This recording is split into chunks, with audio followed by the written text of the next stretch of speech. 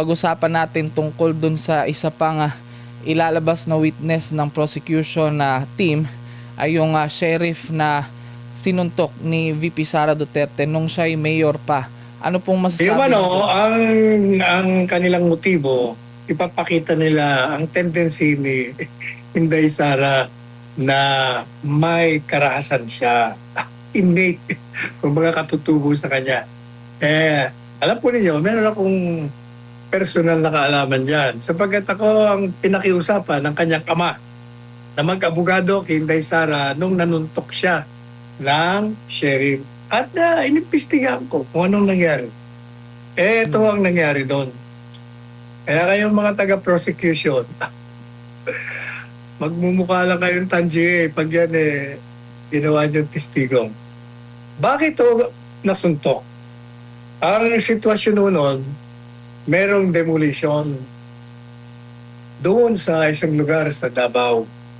Dahil mga illegal settlers kumbaga, merong mga nakatira doon na tinirahan ng mga tinatawag natin ng mga panahon na squatters.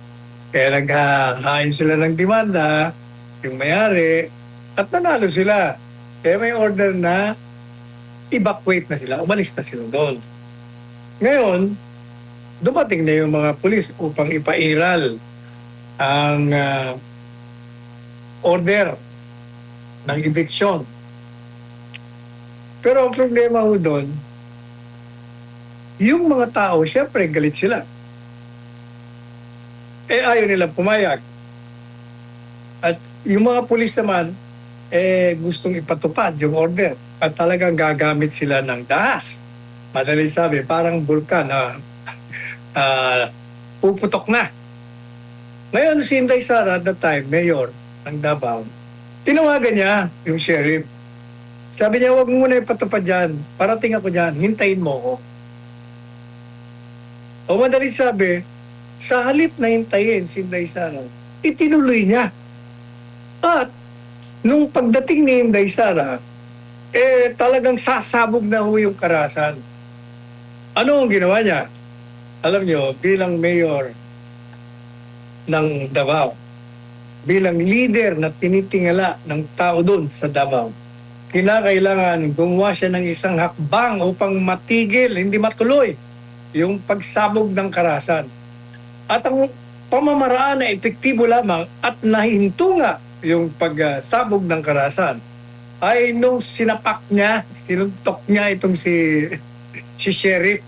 At nakita ng tao doon dahil yung pinaka-boss ng siyudad nila gumalaw na at pinahinto na yung ginawang labag sa batas. At saka huwag niyong kalimutan na labago sa batas ang ginawa ng sheriff. Bakit? Sapagkat sa batas, bago mo ipatupad yung order of eviction, ay meron pa akong 30 days bago maging penal yun kasi kailangan pa magkaroon ng pagkakataon yung mga idinimanda mo na humingi ng rekonsiderasyon. Kaya tama lang ho yung ginawa. Hindi ho yun nagpapakita ng maras, kundi nagpakita ho ng liderato. Nagpakita na marunong siyang pahintuin ang nag-aambang gulo at karahasan na magdudulot ng mga sugat pati kamatayan. Dahil biro nyo, kung nagkabarilan doon, di maraming patay doon. Hindi po ba? Kaya yun ho ang kalakaran na bumabalot doon sa pagsuntok ni Inday Sara. O kaya kita nyo, walang nangyari doon sa kaso. Hindi naman ho kasi kasalanan. Yun ay pinakita niya lang kung paano maging isang leader ng isang lugar kung saan ay nakaambak ang pagtutok ng isang karahasan na magtutulot ng kaguluhan at maaaring kamatayan ng mga mamamayan sa lugar niyo. Ayan. Ayan. Maraming salamat po, Attorney Sal, sa napakaliwanag na at least alam ng ating mga kababayan kung ano talaga yung kwento behind doon sa nangyari insidente na matagal na, more than 10 years na yun, Attorney Sal, ha? Hindi pa niya alam kung vice president ba siya, magiging vice president ba siya ng mga panahong yun. Pero ito po, Attorney Sal, sa iba pa nga issue. Napigilan ng mga otoridad ang umano'y planong school attack sa Tolosa National High School sa Leyte ilang araw matapos yung madungong pamamaril sa Tacloban City. Ayon kay Interior Secretary John Vic Remulla, isang 14 anyos na estudyante yung nagbanta sa Facebook ng mass shooting. Ngunit agad itong natunto ng pulisya at isinailalim sa pangangalaga ng social welfare. Pinaniniwala ang posibleng copycat yung insidente at iimbestigahan yung impluensya ng mararahas na online game. Samantala, nanawagan ng Alliance of Concerned Teachers ang isang grupo na palakasin daw yung mental health at guidance services sa mga paaralan habang nagsusulong naman ng ilang mambabatas na investigasyon sa pagrepaso sa mga umiiral na batas kaugnay ng kaligtasan ng mga mag-aaral. Attorney Sal, nako, baka mangyari ulit yung nangyari sa Tacloban City. Attorney Sal, ano pong masasabi nyo dito sa ulat na ito? Sinasabi nila na parang baga hindi totoo. At parang binabanata nila si John Vic Remulla dyan. Ang tingin ko dyan, kasi ang kwento ni John Vic Remulla, tinawagan siya ng isang senador, Bamakino, at nagbigay ng mga ulat na kung totoo ay maaaring maganap yung pangalawang trahedya. At dali-dali naman ginawa niya ng pag-utos yung mga pulis doon na imbestigahan at mayroon nga silang imbitahan na isang teenager, isang babae, teenager, may problema ang personal. At ito naman inamin niya na siya nga ako nagpakalat dun sa post niya na maganda yung eskwelahan na yon kasi gagawin siyang patay or whatever. Kumaga, nagtatreten siya. Pero itong mga, siyempre, yung kalaban ng administrasyon ni John Vic Remulla, parang pinapakita nila, palabas lang yan. Totoo. Alam po niyo, tama yung ginawa ni Secretary Remulla. Kasi, gaya ng sinabi ko nung nakaraan, kailangan pag may mga ganyang posting na nagbabanta ng isang pagganap ng isang hakbangin na maaaring pumunta sa patayan o sa isang trahedya, kailangan dahil na ilabas na, meron ka ng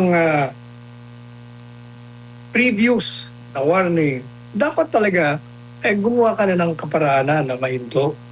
Kaya ako, sa aking pananaw, tama yung ginawa ni John Vic Remulla. For that matter, lahat. Kailangan namomonitor nyo yung mga, lalo na ngayon sa social media, yung mga bata. Kaya talagang yun ang plataforma. At makikita natin doon, yung mga nagpapayag sila ng kanilang damdamin. Wala na silang tinatago ngayon. Kaya tama yung ginawa ni John Vic Remulla na nahadlangan niya ang maaaring mangyari. Sasabihin ng bata, hindi, ano ko lang palabas. Yan ang sabi niya. Malay mo, kung siyempre, hindi niya aminin na talagang may gagawin siyang pagpatay. Inamin niyo lang na, hindi, ano ko lang yun, nanakot ko lang yun. Mas mabuti na yung we should always be cautious and prepared sa lahat ng mga ganyan. Pero ang mahalaga po sa akin, eto pa rin, alam niyo yung gaya ng uulitin ko yung sinabi. Yung sinasabi ng Malacanang na broken-hearted siya sa nangyaring mga trahedya. Yes, sir. Paano ba pagiging broken natin? Ikaw ang naging modelo ng karahasan. Ang karahasan ay makikita sa iba't ibang mukha, iba't ibang forma. Pag ikaw ay lumabag sa karapatan ng tao, ay ikay nagiging marahas. You're doing violence to the constitutional guarantees on the rights of the citizens. Pag nilapag mo yung batas na yan, nagtuturo ka ng mali sa mga kabataan, lalong-lalo pa if you can get away with it. Like for instance, yung illegal na pag-aaresto kay Presidente Duterte, yung pagsalakay mo dyan sa KOJC, ang pagpapakulong mo, pagdidimanda mo sa mga kalaman, sa politika, yan po ay nagbibigay ng maling halimbawa na sinusunod ng mga kabataan sapagkat nakikita nila, you're getting away with it. You're getting away with your impunity. Kaya, ginagaya ka nila. Yan po, kaya sabi nga natin yung mga batang yan, madaling maimpluwensya sa nakikita nila sa kaganapan. Kung ano ang nakikita nila, iyan, kung hindi sila maingat sa mga sarili nila, talagang lalong-lalo na pagkulang ang pag-giya mo sa kanila, ang pag-guide mo, talagang ito ihahantong sa trahedyang gaya na nangyari dun sa Tacloban.